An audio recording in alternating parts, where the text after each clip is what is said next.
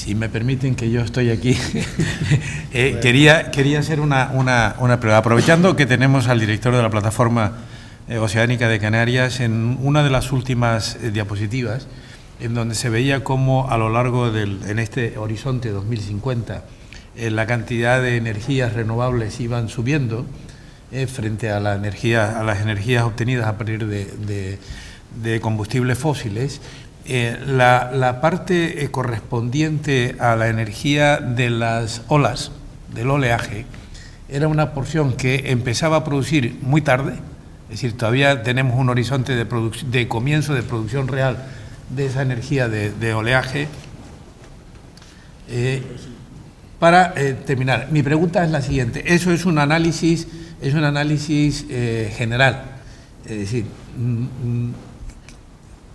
¿cabría la posibilidad de hacer un análisis? Y esta casi la pregunta es, Octavio, si hacemos un análisis considerando que eso no va a empezar a producir ahora mismo, porque la eólica, sí podemos hablar de eólica, pero de la de ola tiene que producir más tarde, en el horizonte 2050, ¿será más de lo que aquella gráfica, no sé si lo recuerdas, implicaba?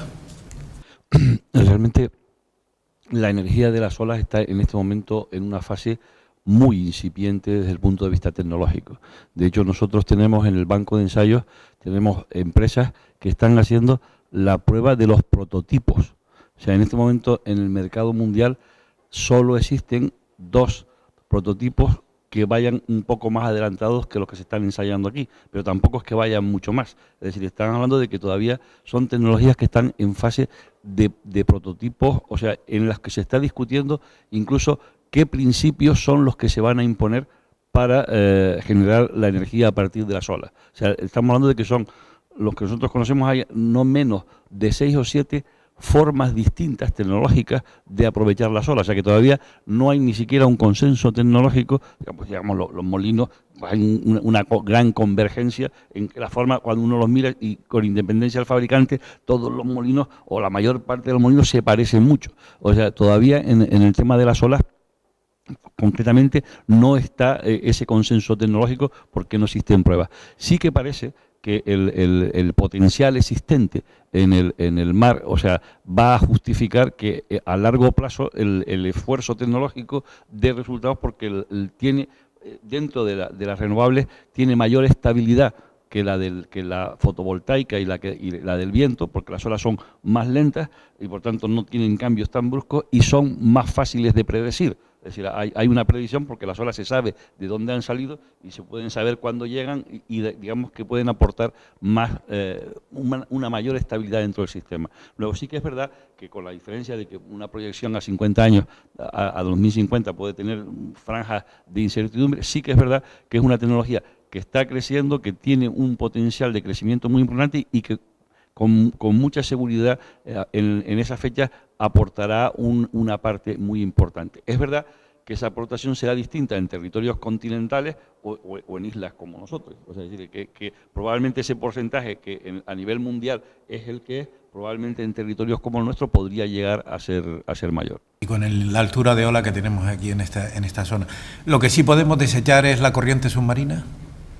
Las corrientes en Canarias, las que tenemos medidas, no parece que sean suficientes. Y todavía el aprovechamiento de corrientes tecnológicamente está todavía por detrás de las olas. Entonces, es decir, hay que ir... Realmente, en lo que hoy se conoce por energías marinas, o sea, el orden son la energía del viento en el mar, que tiene ventajas de mucho tipo, tanto la que está hoy día basada sobre el fondo como la flotante, en la cual se está haciendo un esfuerzo importante, pero estamos hablando que todas las energías marinas, en cualquier caso, están para un escenario posterior. O sea, yo creo que hay un primer debate, que es el que hay ahora, que es el debate de lo inmediato, mientras que las energías en el mar son un debate para un segundo escalón. Estamos todavía en unas fases en las que sí que conviene tener los desarrollos para cuando los precios, o sea, lo permitan y las tecnologías lo hagan converger, entren en el mercado con la potencia que el recurso permite.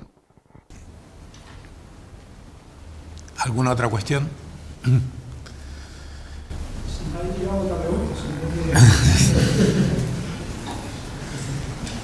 Bueno, más que nada por la alusión, porque en el año 1990 fuimos la ONG la que propusimos el relojeo de Kia Soria, ¿no? El Ayuntamiento de Chira-Soria no es una planta productora, es un gestor de las curvas de oferta y demanda.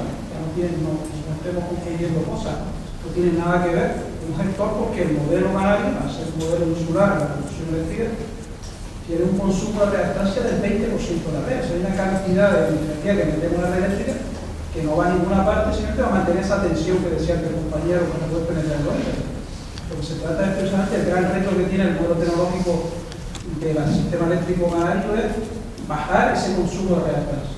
Lo que podría el rebombeo de Chira-Soria precisamente bajar, porque podría descargar un consumo que no está siendo operativo, o sea, que no confundamos los términos. En ese sentido, es un gestor de eficiencia de la red. No sé si se entendió lo que decía, ¿no? Perfectamente. Entonces, que no, para no confundir lo que sería un productor de un gestor, que son términos distintos, ¿no?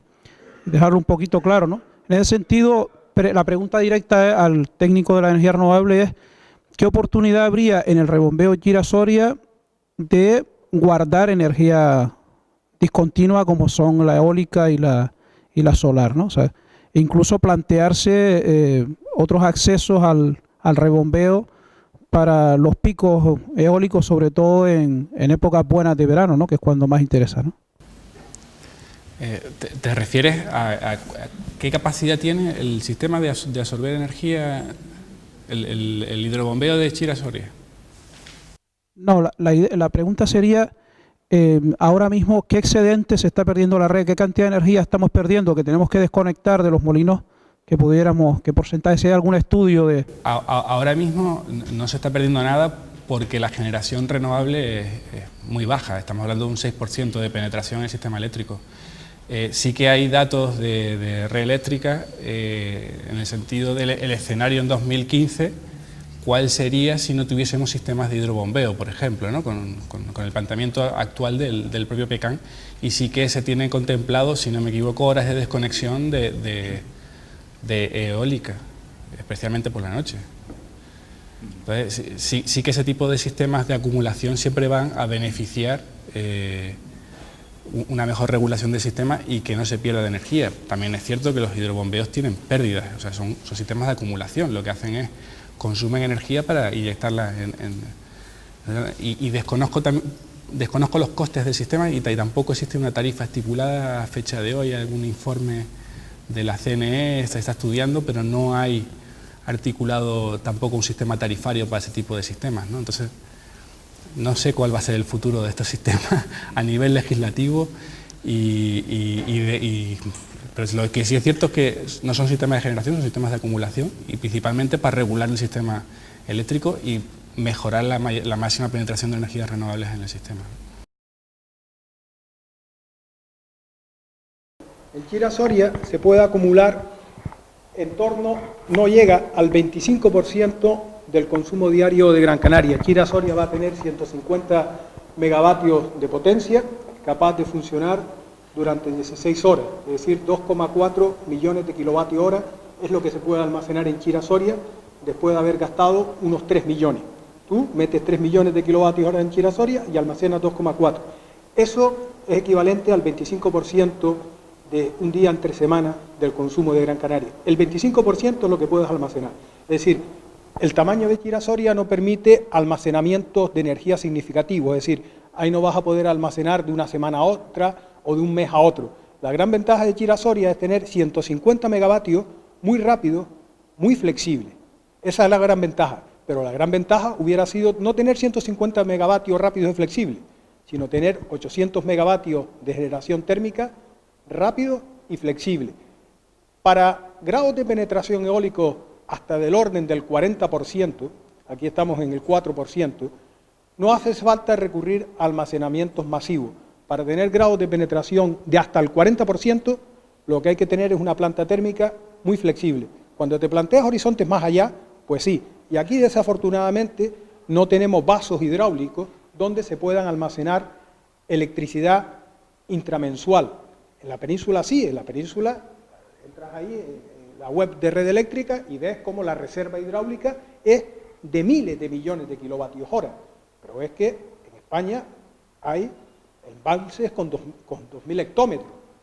y el de Soria, que es el grande, tiene 26. Es decir, Gran Canaria es una isla pequeña, aunque a nosotros estas presas nos parezcan enormes, no son presas de gran dimensión, son embalses y tienen buenas alturas, pero además, la pregunta es, en el mejor de los casos, que se apruebe un marco regulatorio para Chira-Soria, y que desafortunadamente yo creo que cuando se apruebe el marco regulatorio, Chira-Soria tiene unos costes, y unos costes elevadísimos, porque si tú calculas los kilovatios hora que se van a producir en la generación, los kilovatios, y le añade los costes fijos que esa instalación va a tener y los costes de construcción, te va a salir que por cada kilovatio hora que almacenes y desalmacenes en Chira-Soria, el coste va a ser sustancial. Y si ese coste se le adjudica a la generación eólica, la pondrá fuera de competencia. Fuera de competencia. Y vuelvo a decir, aquí no necesitamos Chira-Soria, aquí lo que necesitamos es una planta térmica que cuando haya viento se ponga en mínimo.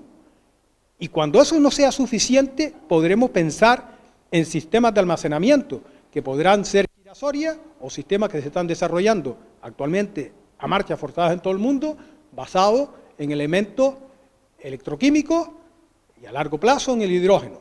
Pero a corto plazo, lo que necesitamos, y es lo que hay que valorar, y tú decías que si alguien ha hecho una valoración de esa, sí, se ha hecho una valoración de esa, si vale la pena sustituir la planta de generación térmica de Canarias, que se puso con la reglamentación autonómica en la mano, pero una reglamentación autonómica que no contemplaba una maximización alternativa y una minimización de los costes, porque en Canarias tenemos una situación afortunada que no se da en península, que no se da en el continente, que era la que tú apuntabas, que entre más penetración alternativa hay, más barata es la electricidad. Eso es una situación sui generis de las islas. Y sin embargo, aquí toda la planificación no se hizo considerando eso. Se hizo considerando que aquí íbamos a tirar de una generación térmica convencional, subvencionada, ahora irá a presupuesto, pero hasta este momento subvencionada por el consumidor español, en una solidaridad antisocial, porque aquí la familia media de Canarias recibe todos los meses 50 euros de subvención en su tarifa eléctrica del consumidor peninsular, la familia media, pero el potentado que tiene un chalet de 600 metros cuadrados con suelo radiante recibe 1.000 euros de subvención. En Canarias, entre más electricidad consume, más subvención recibe. Es decir, es un sistema totalmente perverso. Y eso es lo que ha distorsionado todo y ha llegado a la situación actual. Es decir, el sobrecoste de generación aquí es de 1.400 millones de euros el año pasado. Y al precio que el petróleo muy pronto serán 1.500 millones de euros. La cifra que tú decías, la planta de generación térmica de Canarias, toda la planta de generación térmica de Canarias no vale 1.500 millones de euros. Y sin embargo, esa planta de generación térmica recibe esa cantidad todos los años en subvención. Muy bien, muchas gracias. Y otros muchos temas que hoy, por supuesto, no hemos resuelto, porque no se trata de resolverlos, sino se trata de informarnos, de tener un conocimiento más real de las cosas. Estamos en la universidad y el conocimiento científico tenemos que transmitirlo, es nuestra obligación, y más cuando somos una universidad pública, es lo que se pretende en esta aula cultural de energía y sostenibilidad. Y yo quiero darles las gracias a todos ustedes por haber acudido hoy. Les invito a venir a las próximas sesiones del aula. Y quiero darle las gracias, por supuesto, a nuestro invitado, Julián, al director del aula que aquí nos ha convocado y, por supuesto, a nuestro consejero de Educación, Universidades y Sostenibilidad por acompañarnos, y a todos ustedes. Entonces, buenas noches y hasta la próxima sesión del aula.